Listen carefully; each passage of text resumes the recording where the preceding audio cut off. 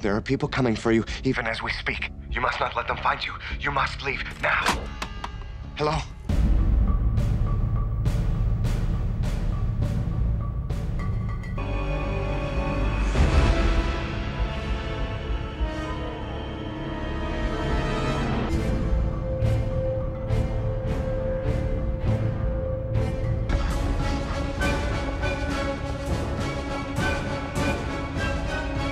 Il est de ces films qui vous emballent de suite, d'autres que l'on oublie aussi rapidement que l'on est sorti de la salle, et certains, trop rares, qui prennent le risque, et oui, encore ce mot cochon pour les créateurs, le risque donc d'étonner, de créer et de surprendre le spectateur. Mr. Murdoch, yes. Where is he?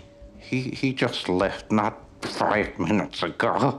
Histoire d'arranger les choses, le studio ne comprend pas le film et ne sait comment le distribuer, comme quoi il y en a qui méritent leur salaire, et je ne prends pas en compte l'effet Titanic. Nous allons parler ici de Dark City, le film d'Alex Proyas. Rappelez-vous la phrase du Invasion Los Angeles du film de John Carpenter. They live, we sleep, ils vivent, nous dormons. Ici, rien n'est plus vrai dans cette ville étrange où un homme se réveille dans son bain, ne reconnaissant pas son visage en le regardant dans le miroir, et qui va se retrouver accusé du meurtre d'une prostituée.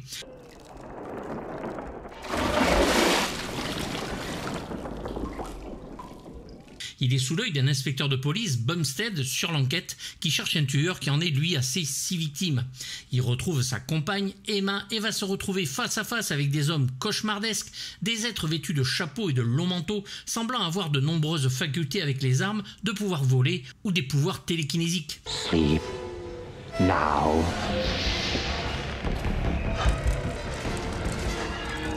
Notre héros Murdoch va donc se retrouver dans une chasse à l'homme dont il est le sujet et va sans comprendre comment se rendre compte que l'éternelle nuit de la ville est factice, qu'elle change au bon vouloir de ces êtres étranges, immeubles, hommes et femmes changeant de vie, recommençant tout à zéro chaque fois, et que Murdoch lui-même commence à développer des facultés qui pourraient changer le cours des choses.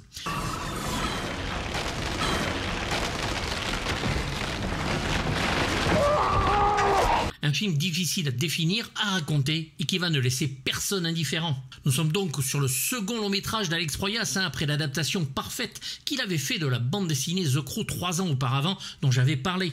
Dark City est déconcertant mais absolument impeccable dans sa maîtrise. Une science-fiction à la Philippe K. Dick où rien n'est acquis, bien au contraire. Une immersion où l'effet même de cinéma transgresse scénaristiquement les règles évidentes de la narration, surtout dans le Director's Cut sorti en Blu-ray qui enlève la voix off du début expliquant trop de choses imposées par le studio. C'est vrai que les spectateurs sont cons.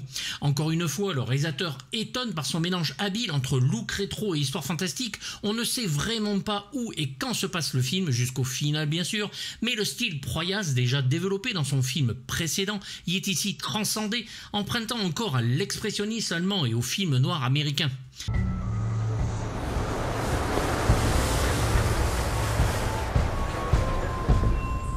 Le film y présente une ville angoissante avec ses perspectives et ses lignes brisées volontairement afin de nous mettre dans la peau du héros, digne représentant de ces héros impressionnistes somnambules d'une ville sous ambiance néo-noire.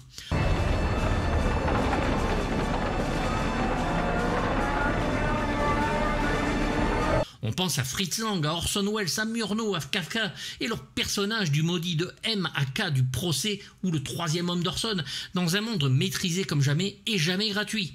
Un monde totalitaire où traînent les guêtres d'un médecin, ami ou ennemi de Murdoch, essayant de l'amener sur un chemin que notre héros ne comprend pas. They're dying, you see.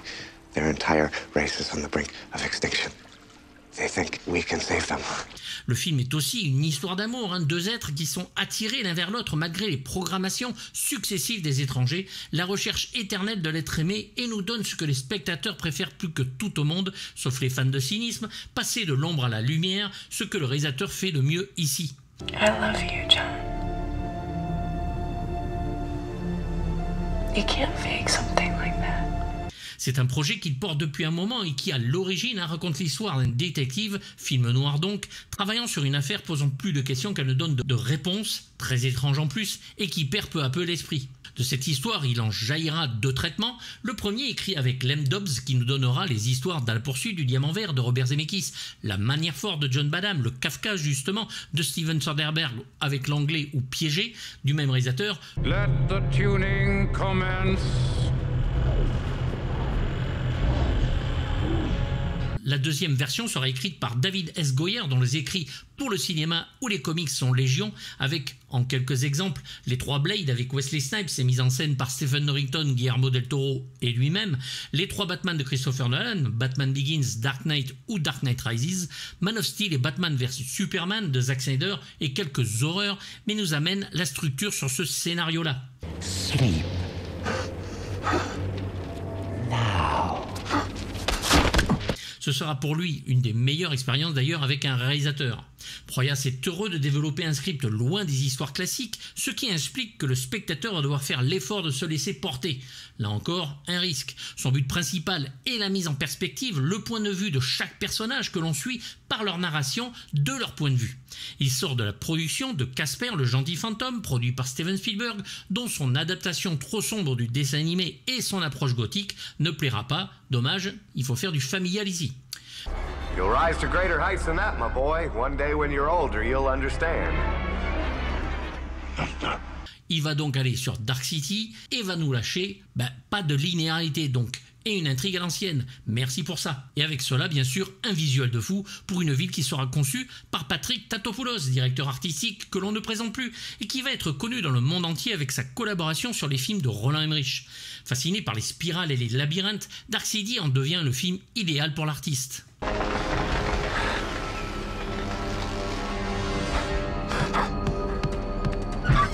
Entre la ville du dessus, classique, mais mélange de plusieurs univers, entre acier et briques, le monde du dessous, celui des étrangers, est beaucoup plus organique. Son imagination a libre cours pour notre plus grand plaisir de cinéphile, et encore aujourd'hui un film référence pour un imaginaire sans limite.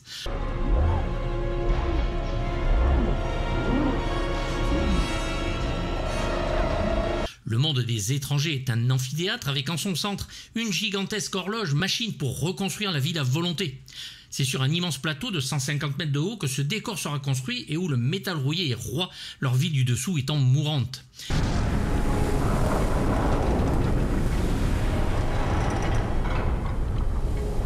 Il est aidé par un des plus grands décorateurs australiens, George Liddell, pour que chaque décor soit authentique. Parois, murs et portes amovibles seront construites afin que les acteurs se retrouvent en pleine immersion sur des décors et de grandes toiles noires sont accrochées partout, le film se déroulant à 95% de nuit. Certains décors du film seront d'ailleurs revendus et réutilisés pour l'équipe de Matrix, notamment pour la scène d'introduction où Trinity échappe aux agents en sautant d'immeuble en immeuble.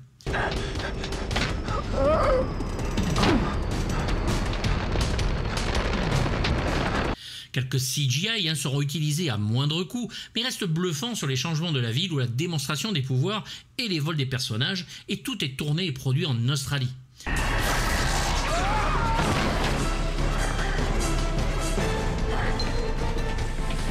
Le début du tournage commence en août 1996, soit de suite après The Crow, mais il faudra 2 ans de post-production pour la mise au point des effets spéciaux, des images de synthèse pour la ville, qui se transforment en harmonie et avec une croissance d'immeubles absolument impressionnante, et bien sûr les maquettes de la cité.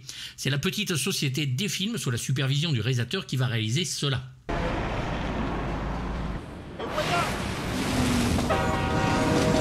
N'oublions pas bien sûr la photographie de Dariusz Wolski, qui est presque entièrement réalisée en lumière naturelle, pour plus de réalisme.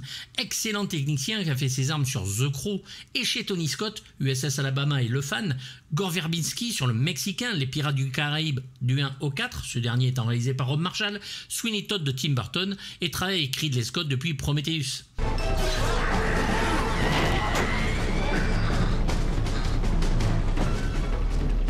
Pour un budget de 27 millions de dollars, le film n'en rapportera que 27 millions et 200 000 dollars, ce n'est pas assez, et 380 000 entrées en France. Un échec tout relatif puisque la sortie en vidéo lui redonnera une petite vie.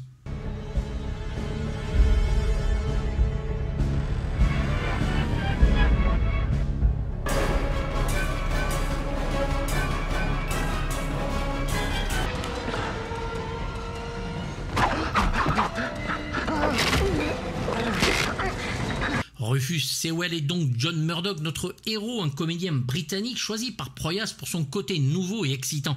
Il est un acteur très profond et fan de science-fiction, ce qui lui a permis de bien comprendre dans quoi il mettait les pieds. We're not gonna find it in here. We went looking in the wrong place. Il parle très peu pendant le film et beaucoup de choses passent par ses yeux, chose très compliquée à jouer et qu'il fait admirablement bien. Son personnage est soupçonné de meurtre donc, traqué par la police et par les étrangers pour sa capacité à résister à leur sommeil. Il va utiliser d'un pouvoir télékinésique et nous donner un combat incroyable sur le final.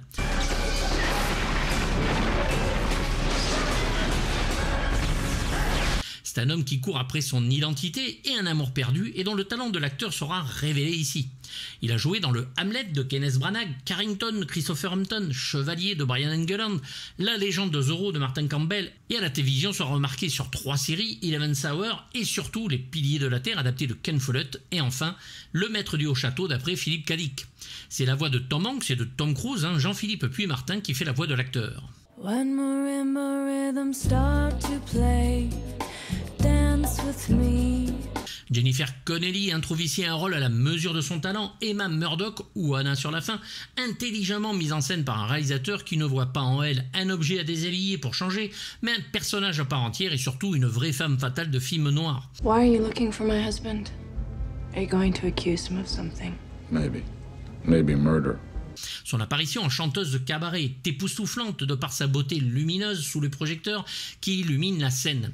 Elle est l'enjeu du film, la quête du héros, retrouver l'amour de sa vie et sa mémoire avec ce destin qui veut les rassembler quand tout est fait pour qu'ils se séparent.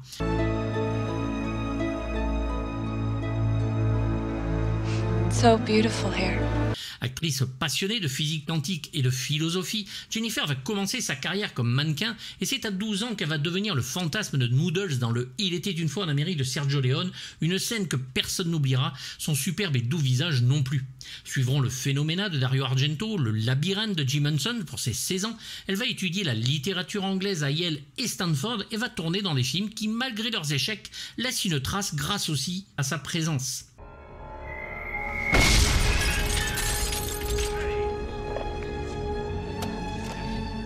Hotspot de Dennis Hopper, Rocketeer de Joe Johnson, et puis c'est la consécration avec un Oscar en 2002 pour son second rôle dans le film de Ron Howard, Un homme d'exception, où elle rencontrera l'acteur britannique Paul Bettany, qu'elle va épouser et avec qui elle aura 2 enfants. Elle est sublime et parfaite dans le Top Gun Maverick de Joseph Kosinski en 2020. Sa voix française est de Brigitte Bergès. Pain will only last a moment.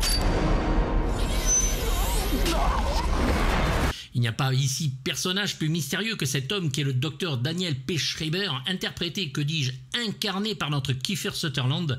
Son nom est un clin d'œil à Daniel Paul Schreiber, un juriste allemand notamment connu pour son ouvrage Mémoire d'un névropathe. I was frightened. I have a weak heart, you know. Your weakness is not, we think, an affair of the heart. Alex Proyas ne pensait absolument pas à lui pour le rôle, il n'est même pas dans la liste des acteurs qu'il choisit. Le réalisateur pensait au départ à Ben Kingsley, mais notre Jack Bauer va tomber sur le script, le lire, l'adorer et va demander à rencontrer Alex Proyas. C'est dans le lobby d'un hôtel, alors qu'ils sont tous les deux crevés, que Kiefer va jouer les scènes devant Proyas et des clients éberlués. Getting the hang of it, John. Maybe one day I'll be working for you. Kiefer va apporter l'excentricité et l'humour au personnage qui manquait. Dans la version cinéma, il est le narrateur du film, ce qui a été enlevé heureusement dans le Director's Cut. Personnage étrange et complexe, et il joue constamment avec le spectateur, brouillant les pistes, jouant aussi avec les personnages afin que les êtres du dessous ne se doutent aucunement du plan qu'il a organisé pour le grand final. C'est la marionnette qui devient le marionnettiste et depuis si longtemps sous le joug des étrangers qui n'a même plus l'habitude des relations humaines. You have the power to make anything happen, but you must act now. Il est bien sûr le fils de Donald Sutherland et de nombreux films ou séries ont eu la chance de l'avoir en personnage. Citons au hasard un Stand By Me de Rob Reiner, Génération perdue et L'expérience interdite de Joel Schumacher, Young Guns de Christopher Kane et sa suite de Geoff Murphy, Young Guns 2, Twin Peaks Firewalk With Me de David Lynch et à la télévision, il est Jack Bauer dans le 24 bien sûr ou le président des États-Unis dans Designated Survivor. C'est le grand Emmanuel Giacomi, doubleur de Pierce Brosnan et de Denzel Washington entre autres, qui fait sa voix sur le film en français.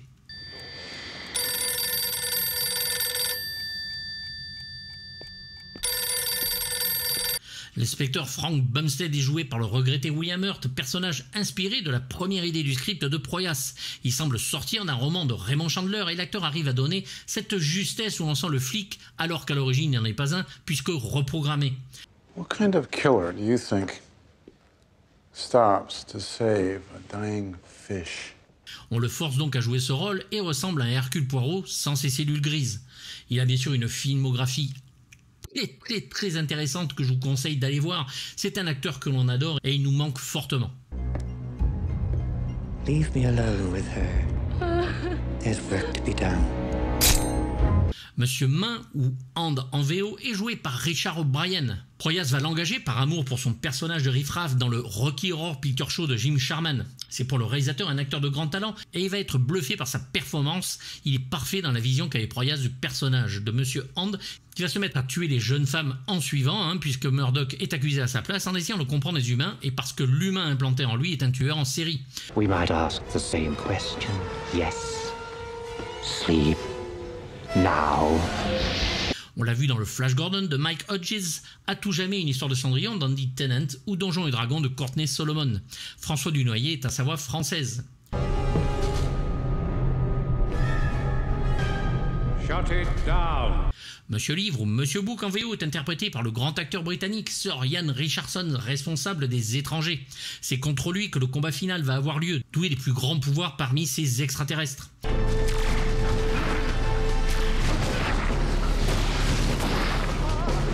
On a vu l'acteur dans L'Homme de la Manche d'Arthur Hiller, Brasil bien sûr de Terry Gilliam, From Hell des frères Hughes et la mini-série House of Cards version anglaise, ainsi qu'un nombre incroyable de rôles, et c'est Jean Negroni qui travaille sur sa voix ici.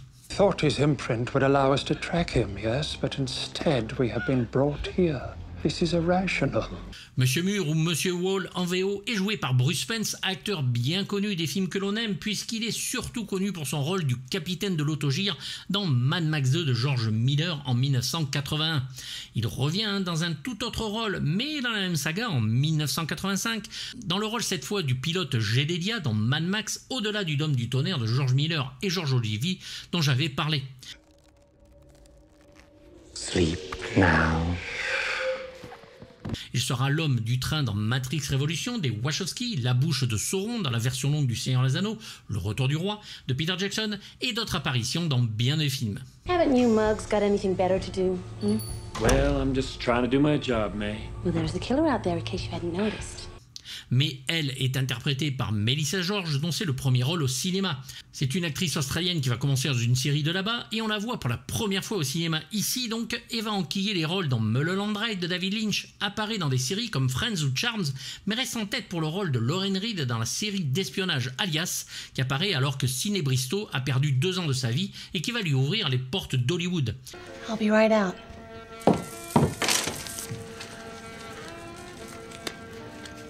Suivront L'Anglais de Steven Soderbergh, le remake d'Amityville d'Andrew Douglas, 30 jours de nuit de David Slade d'après le comics, le très bon Triangle de Christopher Smith, et retourne parfois à la télévision sur Grey's Anatomy, The Good Wife, La Maison sur le lac d'après Stephen King, réalisé par Mick Garris en 2 épisodes, et dernièrement le remake du film de Peter Weir, The Mosquito Coast en série.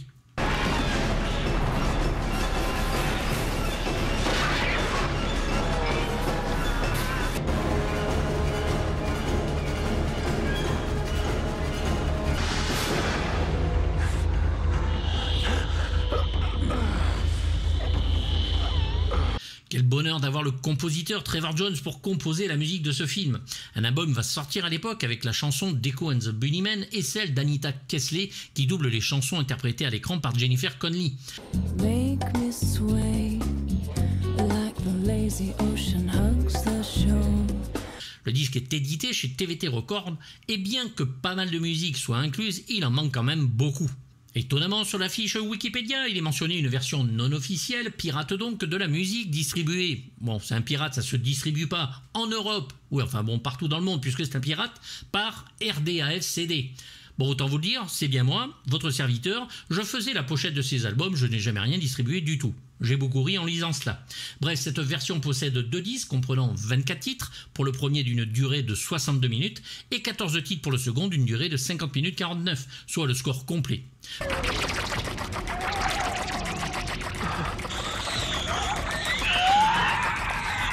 Mais revenons à la musique ici, une superbe composition, une des meilleures même de son compositeur, dont la partition est à la fois orchestrale et électronique.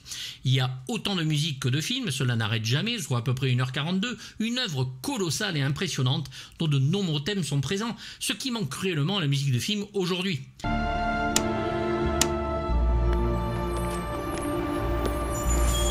Le thème principal, intense et magistral, est d'une fureur à en faire pâlir les compositeurs modernes, qui accompagnera les scènes d'action, le thème des étrangers, très sombre et qui accompagne le métrage, et les scènes où la ville change, et enfin le thème de Murdoch, très mélodique et symbole de son humanité et de l'amour entre les deux protagonistes.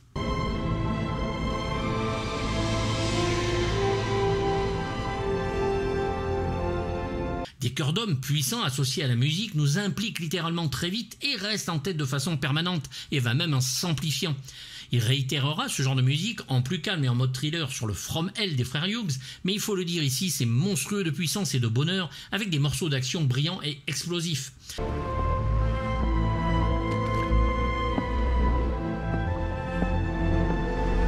Le thème d'Emma calme un peu aussi l'écoute et symbolise, comme celui de Murdoch, son personnage et cet amour perdu. On est ici en présence d'un compositeur qui non seulement accompagne les images, mais aussi les sublime, les transcende et donne au film une puissance évocatrice qui donne l'ambiance et l'aura dont il aurait pu manquer faute de budget. Le final et son combat titanesque nous lâchent une musique de plus de 12 minutes où l'orchestre se mêle à des percussions absolument démentielles avec le thème principal en mot d'ordre.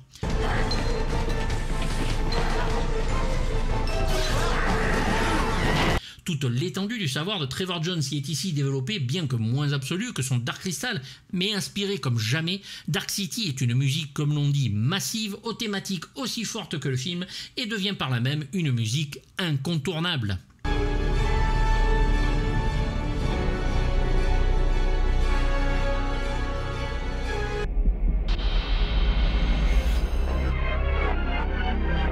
It is said he is able to cue. Impossible. We have seen it with our own eyes. Dark City est considéré, à raison comme The Crow avant lui, comme un film gothique, voire néo-gothique, où un monde en terrorise un autre et où les puissants règnent sur les hommes. Alex Proyas est un ancien réalisateur de vidéoclips et de publicités. Ici, c'est autant les personnages que nous, spectateurs, qui sommes en interaction avec le film et son histoire, essayant comme notre héros de comprendre ce qui se déroule sous nos yeux, alors que l'intrigue se déroule de façon inédite.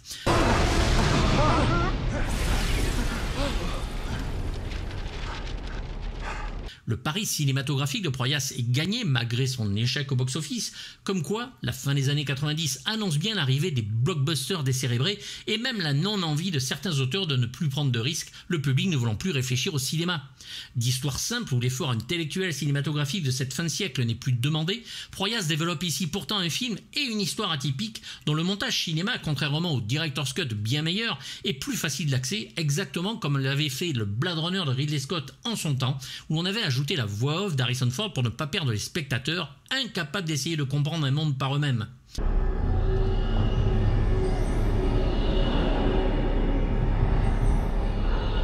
Le final de Dark City est pourtant bluffant et ultra spectaculaire, mais rien n'y fait. Le crime de faire un cinéma intelligent ne paie pas. Un scope parfait, des acteurs très bien choisis, un esthétisme rare, une musique envoûtante. Dark City est un chef-d'œuvre, malheureusement trop peu mis en avant, et malheureusement le dernier grand film d'un réalisateur dont on attendait tant.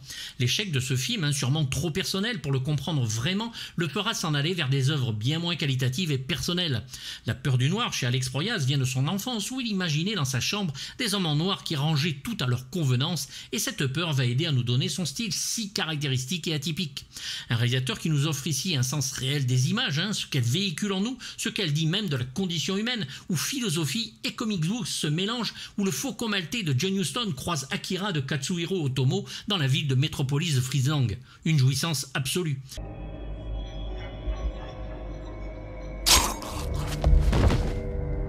Un film important, plus aujourd'hui que jamais. Oui, chaque mot que l'on dit est interprété, rarement pour notre bien, où la simple notion de liberté se doit être remise en question. C'est 2023.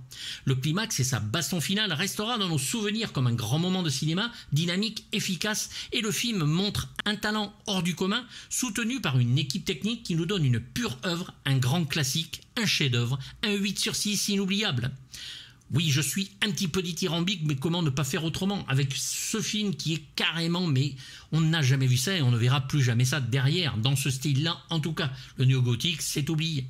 J'espère que vous aimez ce film autant que moi, débattons-en, j'attends vos commentaires avec impatience sur cette œuvre, qui est vraiment, mais je la trouve même meilleure que The Crow, il faut le dire. C'est un film que j'adore, donc j'attends bien sûr vos retours. N'hésitez pas à vous abonner et à sonner la petite cloche pour les notifications. À bientôt pour du lourd, bye bye.